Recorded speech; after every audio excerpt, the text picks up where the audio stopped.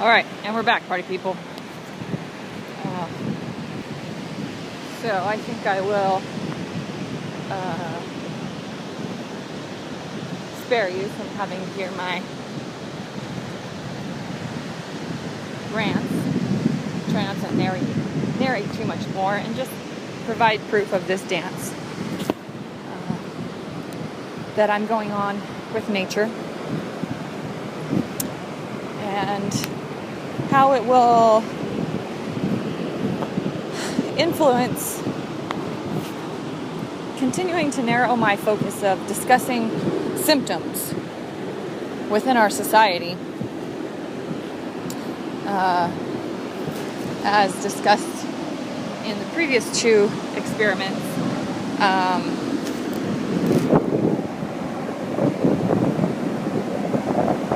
I decided to focus my experiment of how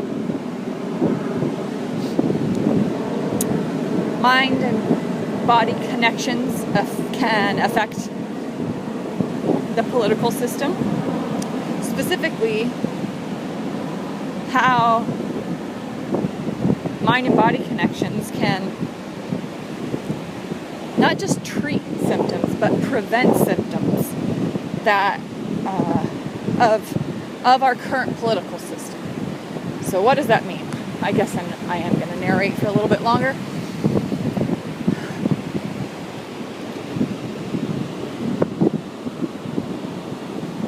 So in the article about individualism that I'm reading, we discussed that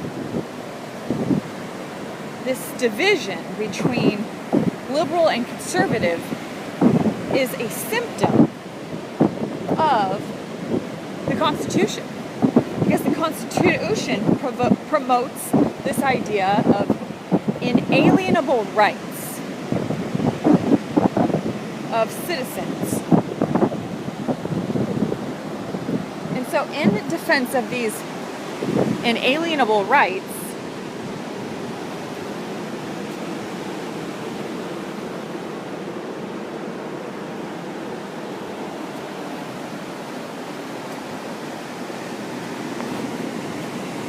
as opposed to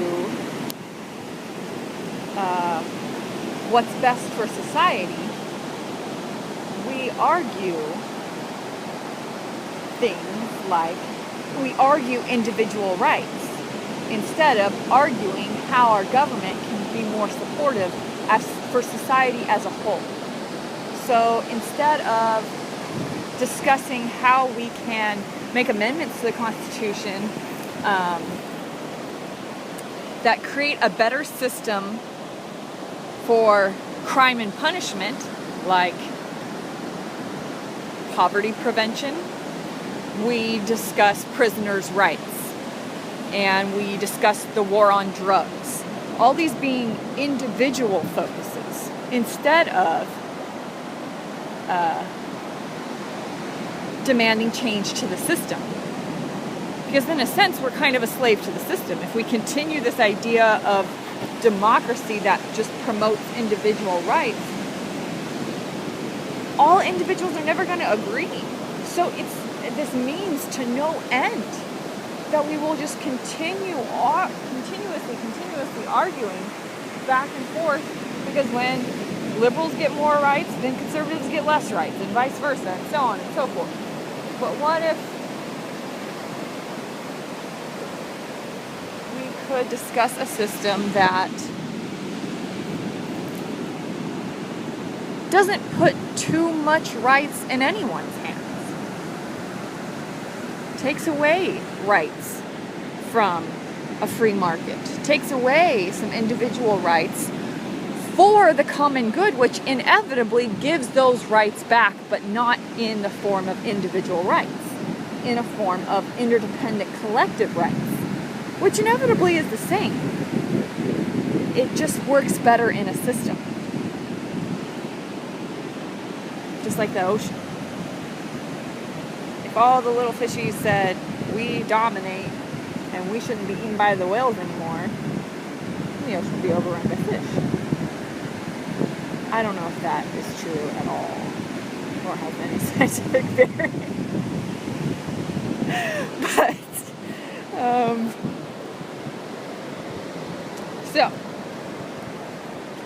how? Because ultimately, this is a liberal idea. And in pushing what's going to be demonized, a liberal agenda, then conservatives are having their individual rights taken away. So how can we show that a system that prevents too much dominance of any class? Because right now, we have a dominating wealthy class and then this overwhelming majority of poverty, which means we have two extremes and nothing in the middle. So how can we convince people who have so much money and power that it's even better for them if we take away their power? Because it is. So I guess first we would have to make a strong argument of why it is better for them. And this to me is the most important part, we have to become friends. Because we can work all day long on logic. And we can even come up with the most beautiful logic. But if someone's not your friend, they don't care what you say. People don't care how much you know until they know how much you care. And then they want to know what you know.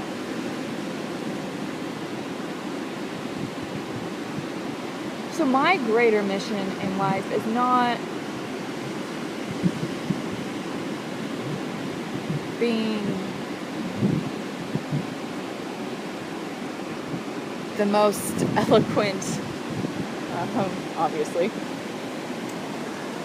deviser of a plan that will change politics or eradicate religion, or as much as I would like to see us move into a resource-based society, my goal is simply to show people how to get along and why that's so important.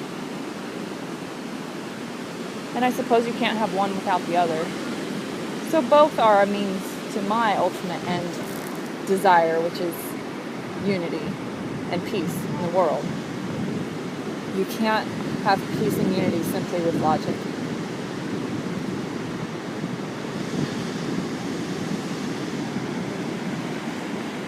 Okay, so we are going to leave these beautiful rocks that have shells inside them.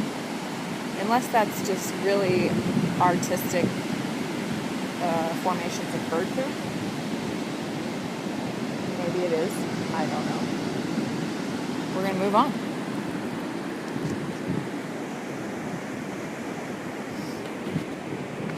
And continue to dance with nature.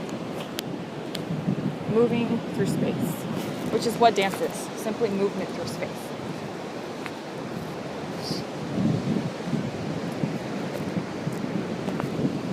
So we're dancing. Dance when we walk, dance when we run. Every time you move, when you cry, you move your mouth. It's a dance.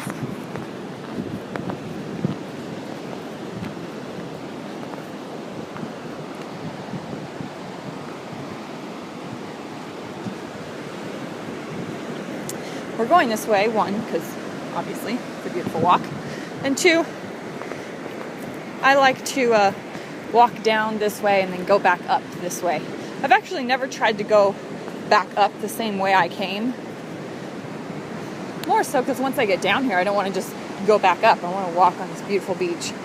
And we're going to walk up there. So don't forget this. Once I'm up there, I'll show you what it looks like down here.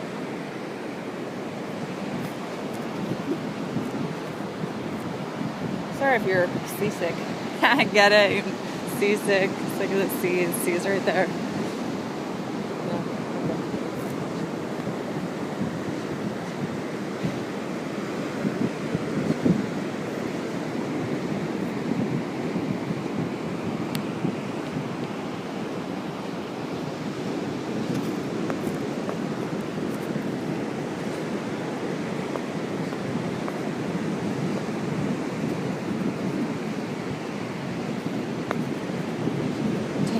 Put my gloves on. My hands are freezing.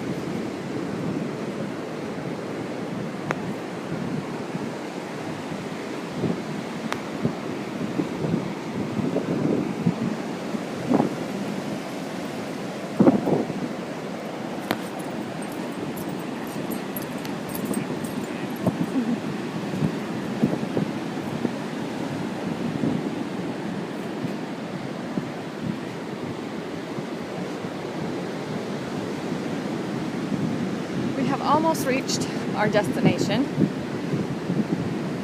I think I will. Yeah, I'll take you there. I can wait. Put on my gloves. I'll show you what I'm going to climb up, and then again, safety first, then independence. Then I'm going to put my iPad away, and we'll bring you back after I've safely made it up the little hill here.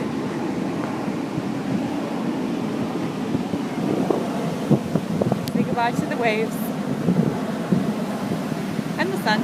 Oh no, it's still way up there. My bad. That's right, it doesn't start to get dark till like 7:30. And it's only about 4:30 right now. So we won't be seeing sunset again.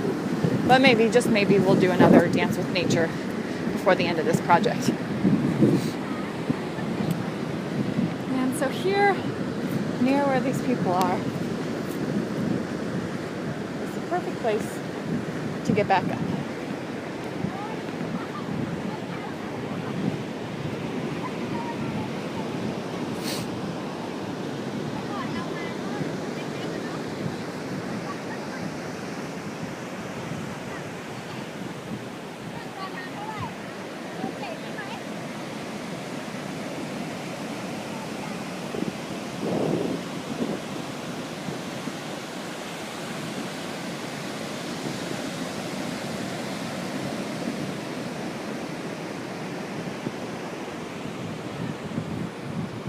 All right, see where these people are going?